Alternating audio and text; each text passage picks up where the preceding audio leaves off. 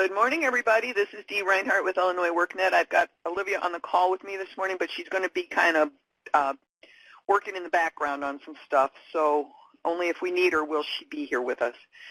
So Antoinette said, thank God it's Friday. I want to say happy December. Only 24 more days till the big day, if that's what you believe in. So we've got a lot of work to do between now and then. So anyway, we've got a couple of things that we need to talk about on the call. If you have not checked in, please do so. There is a new handout in the file pod. It's called Rescheduling Customers for Reengagement. We're going to be going over that today. So if you have not, please download that. And we will be covering that in just a couple of minutes. Please remember to come back to the webinar so that you can see what we're covering. I'm going to pull up some numbers here first thing, and we're going to talk just a little bit about these. I will make this just a hair bigger. Nope, too big. Okay, so I did these numbers last night, and I sorted by actual office. So now we don't have everybody at the pod where they came from. These people that are in this list are no-show from a CBO intake. We updated about 350 customers. Well, maybe not that many. If Deidre's on the call, she can tell me how many they actually updated. But there were a whole pile of people that they made eligible or ineligible from a report. And some of these people are still showing in the no-show CBO intake or in the recommend sanction column. So if those numbers look big for you, that could be because there are some customers who have been reassigned eligibility, and they have not transferred up to the line in the dashboard that says referral pending appointment has not been scheduled. That's one of the lines that we need to look at regularly. We need to also look at no contact, and we need to look at the recommend sanctions from the customers that the CBOs are marking as such on a 2151A.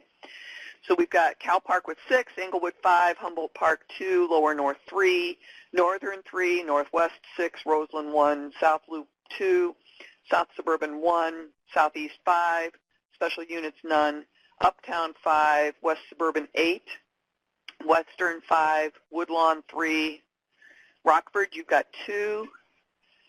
We've got 2 from Centralia, 5 from East St. Louis, 1 each from Marion, Mount Vernon, and Murfreesboro. So if you can take a look at those, watch for a case note in the recent past that said this customer's eligibility has been updated. And that could be why those customers are still in that list. So they might not be brand new, they might be new again. You can, if you're looking for these numbers, you are welcome to go to your dashboard, and I can show you how to find that. And you can just click on the number in your dashboard and find those customers by clicking on that number. I'll show you that in just a minute once we're done discussing these numbers. And then, referral pending, not scheduled, Englewood, Humboldt, Lower North, Northern, Northwest, Roseland, South Loop, Southeast, Uptown, West Suburban, and East St. Louis. You all have somebody in those columns. Referrals rejected. Now, I went through and eliminated the people who will be permanently in that list, who are exempt and do not wish to participate. The people that are listed here on this document right now require action on someone's part. And in some of the notes, the case notes that I read, there are some conciliation appointments scheduled, so that doesn't mean that there hasn't been action taken. It could be pending action that's there. Humboldt Park, you've got 4. West Suburban, you've got 4. Everybody else has 1s and 2s. So I'm not worried about those as much, but we do need to make sure that we're looking at those customers that are in that list to make sure that they are not exempt and going to be there permanently. No longer appropriate for services. Western, you have 1 customer in that line. And then under recommend sanction, Cal Park, you have 10. I need you to look at those. Then everybody else has less. Lower North, you have 6. Roseland, you have 6. South Suburban, you have 6. West Suburban, you have 6. 3s and 4s. East St. Louis, you need to get on those. There are 9 of them there. So again, I will show you here momentarily how to find those numbers, and then you can take a look at who those customers are, and if you export the list, you can see the case notes as they are associated with that. So let me pull up my screen. Check in if you have not had a chance to check in yet before I pull up my new screen.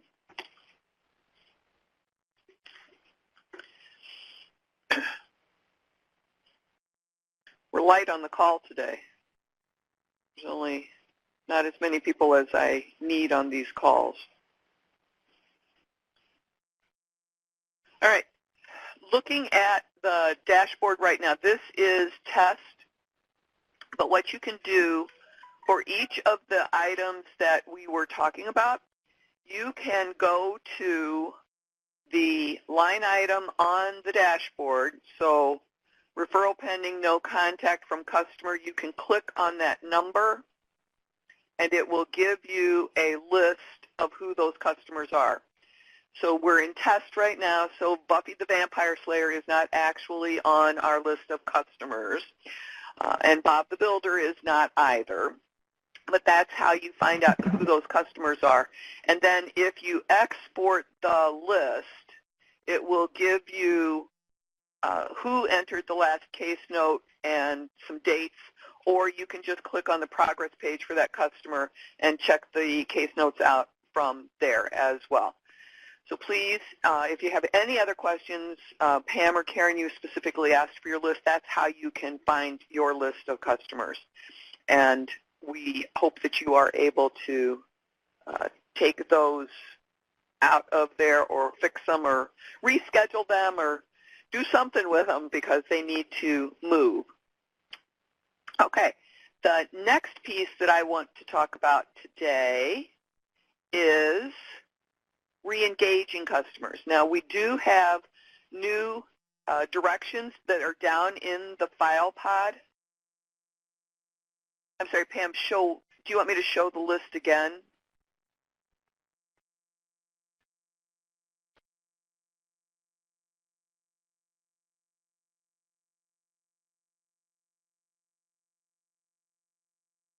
I'm waiting for Pam to type.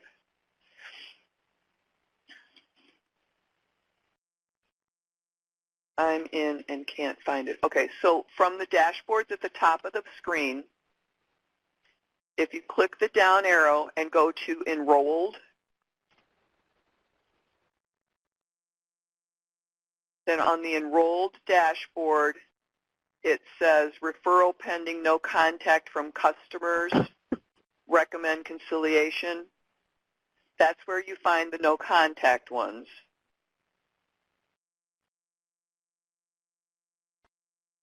And then if you scroll down, the referral rejected or just below it. Which one, Pam?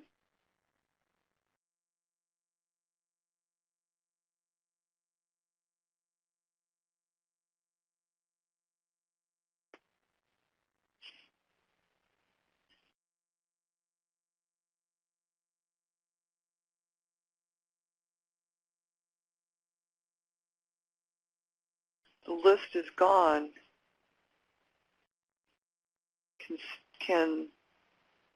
Can't see the first column?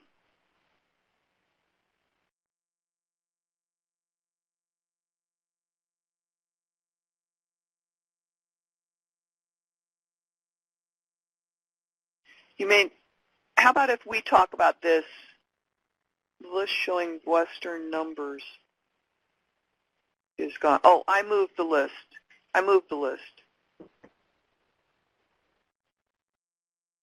Can we talk after the webinar?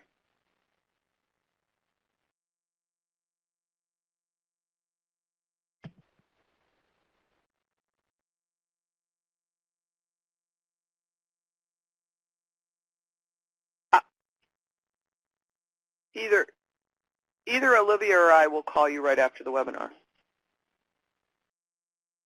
And we also will send those numbers out. Oh, Pam must have dropped out of the call. Olivia will be sending out the numbers in the phone call, or I'm sorry, in the notes from the webinar. Okay, I'm going to move on so that we can be conscious of everybody's time. What we're going to look at now is on the enrolled dashboard. One of the things that I need everybody to be mindful of, Pam, you can get the names once you click on the dashboard. I'll call you after the webinar. One of the things that I need you guys to be mindful of is the customers who need to be re-engaged. In most cases, if you are making somebody eligible again, you're doing it, then you will be able to schedule them right away. We do have some of the staff from the DHS admin team, Deidre and Erica and Areli, that are going through and making customers eligible or ineligible based on a list that they received from someone at the powers that be, the database system people. So what they have done in the past is gone through and marked a customer as eligible or ineligible based on that data sheet. In your numbers, there could potentially be a customer who is eligible again after coming off of a sanction that needs to be scheduled. And those are the customers that I was addressing earlier, that you need to look at all of your numbers that are in the enrolled dashboard to make sure that people have been scheduled that need to be scheduled. What I'm going to do right now is look at a customer who is currently ineligible. And this is the process that we will be doing if the customers become eligible. They come off of their sanction, for example, or maybe they didn't re-D and you had to make them ineligible, and so now they are eligible again. So on here, you will go to the customer's progress page. You will hover over the button that says Update SNAP Eligibility Status. If a customer has been ineligible over a period of 10 days, then the customer will have this option right here that says customer is SNAP eligible and being re-engaged. When we click on that, it updates the customer and it says such right here, customer is SNAP eligible and being re-engaged. Then if I go to the dashboard and refresh it, it will put another customer in this top line that says referral pending, appointment has not been scheduled. Now that was Civic Car, so if I go to this list, I will see Civic Car right here. Moving forward, any customers who are made eligible now, even if the super admin team does this, then they will go to that line on the dashboard. So that is another line that you will need to check for those customers. Once you have made them eligible again, then you will need to understand that their training program enrollment and much of the information from previous activity is being removed so that the CBO can re-engage them. So you will need to go to the appointment, and I should have checked to see if I had appointments in here, but you can then schedule an appointment. And unfortunately, I didn't make any appointments for this agency. But we have instructed all of the CBOs to maintain appointments through the end of January. So please do not just schedule the customer for an appointment without there being an appointment in the system for them. The offices, the CBOs, do not know that their customers are being scheduled because these will not show on the dashboard line for pending appointment if there is not an appointment in the system. If there are no appointments available on the system, call the agency to ask them to update and add appointments. But we have instructed all of the CBOs to have appointments up through the end of January, and we will reiterate that on our phone call on Wednesday the 6th. Okay, so that's scheduling the customer. They will get a new, let me make an appointment real quick for them so that you can see this.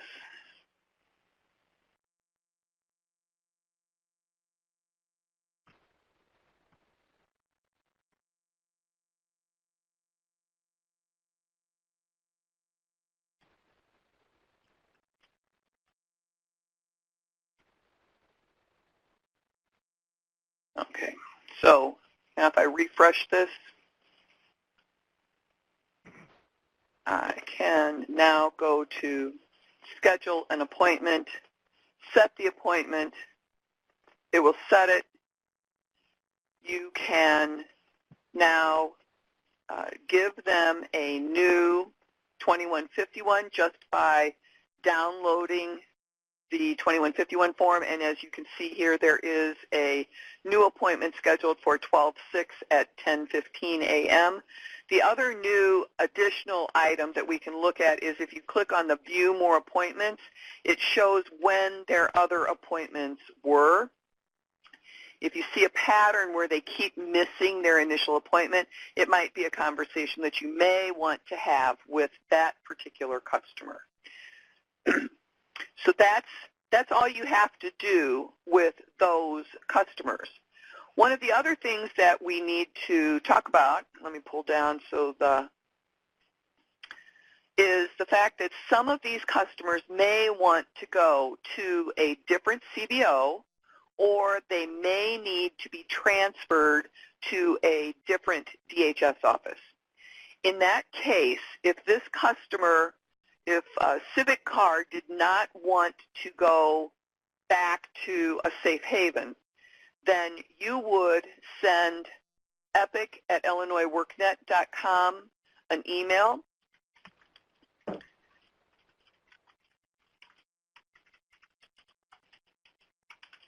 Oh my goodness, I can't type.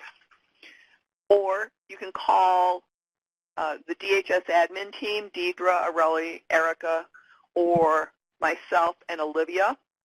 You can send us a message, or you can call us, and we are, as super admins, able to change the customer's DHS office, their local office, and their CBO. So we can do this, but you need to have gone through, and those directions are also on the Rescheduling Customers for Reengagement. You need to have gone through eligibility with the customer to make sure that there is another program in which they can participate, and you need to ensure that they do want to continue participating. One thing that I do need to note with everybody, you cannot just send these customers to JPP. They are EPIC assigned. They need to stay with EPIC. And we have had some situations where customers have gone to JPP because whoever was dealing with that customer was not aware of the fact that they could not go to JPP. If I see that, I catch it, I send a case note. They need to stay with an EPIC provider. All right. Do we have any questions from the audience? What do we do if they're refusing to stay within EPIC? We don't want to promote this option, but they can withdraw from the study, but you can't put them in JPP.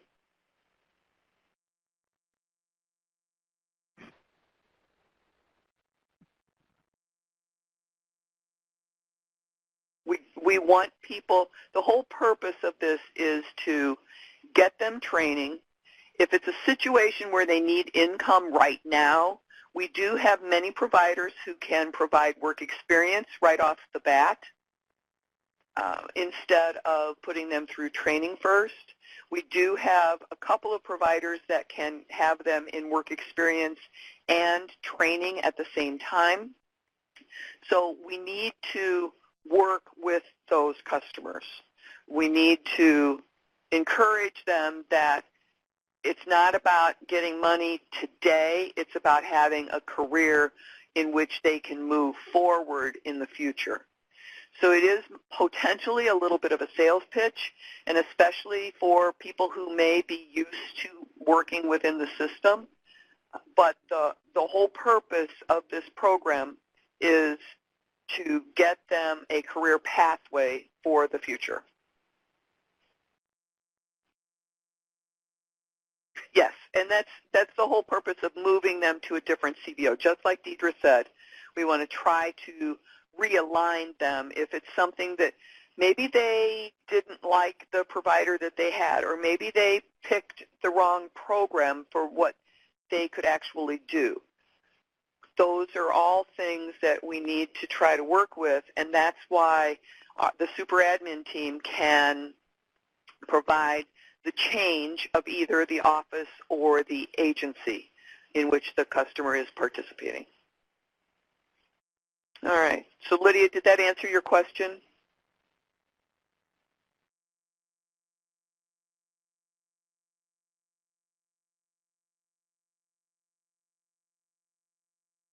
And if it's something specific, we're always happy to work with you on a specific customer.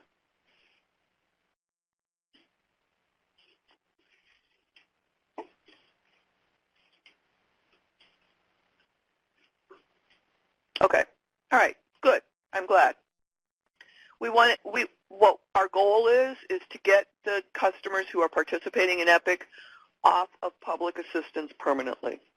And we understand that there are certain circumstances that might never happen for some people, but our goal is to help them be self-sufficient in the future. And that happens with career pathways. Okay, I'm done with my list of items. So if nobody else has any other questions, we're happy to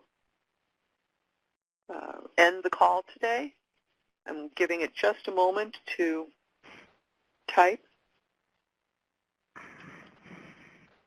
And remember to download the file out of the file pod that says rescheduling customers for reengagement. That will help you and your office staff as you are moving forward with reengaging, making customers eligible again. I see Rosalind typing, but I'm not sure if she's typing a question or if it's just showing up because of her keyboard.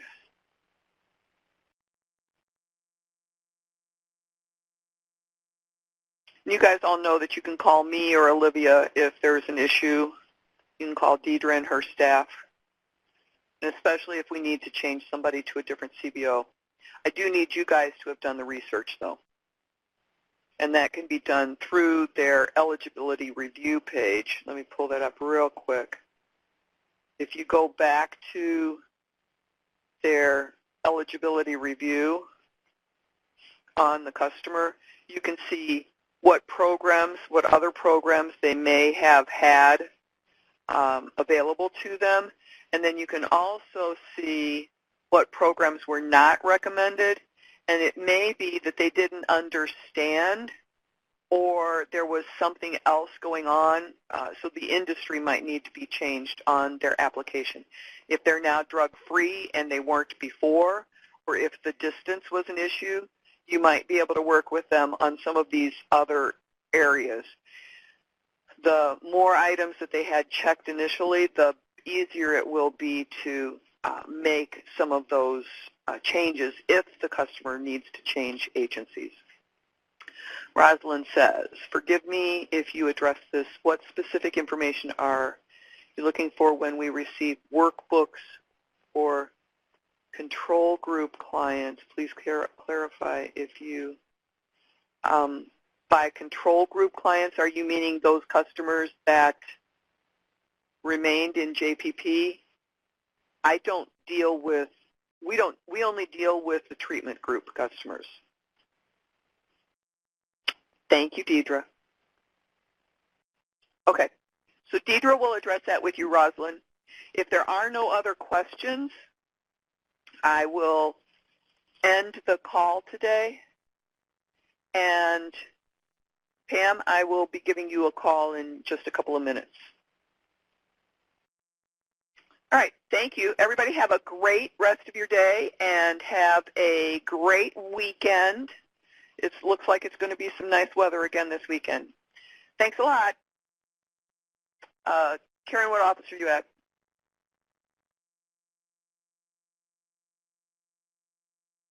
All right, I'll call you after I call Pam. Thanks.